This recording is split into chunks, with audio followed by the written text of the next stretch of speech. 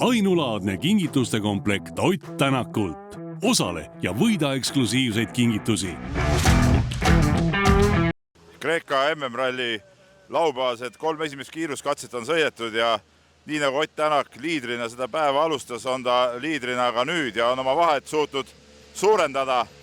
Ott Tänak võitis siis hommiku 2 esimest kiiruskatset.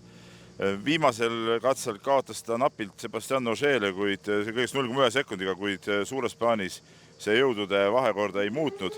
Tegelikult oli 2 suure mehe vahel veel pikka aega Adrian Fourmaux.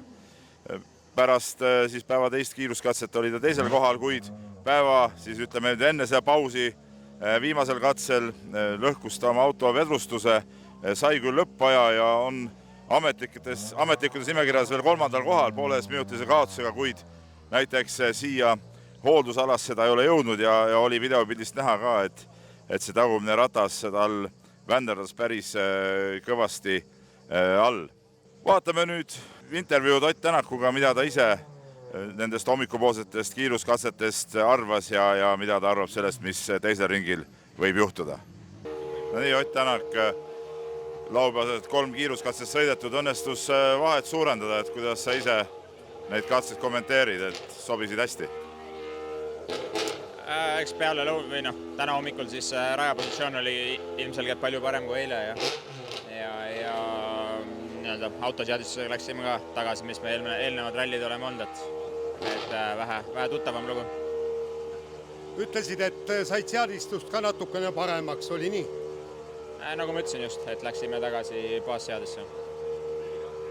Kuidas need teed olid? Sa eile arvasid, et on sellised tehnilisemad, aeglasemad, aga ikkagi vaatamata sellele siis suutsid näidata kiiremaid aegu, et see ikkagi siis see uus seadistus või vana seadistus sobis nendele teedele hästi, võib ütelda?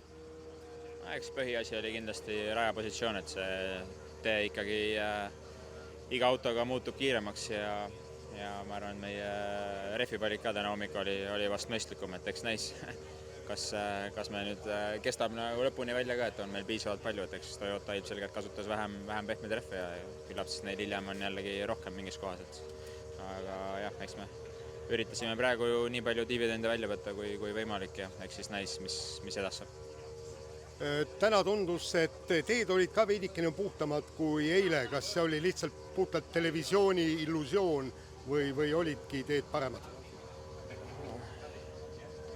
Ei no ikka päris karme lõike on ka, et ma arvan, et televisioonist näete väga väikest osa nendest.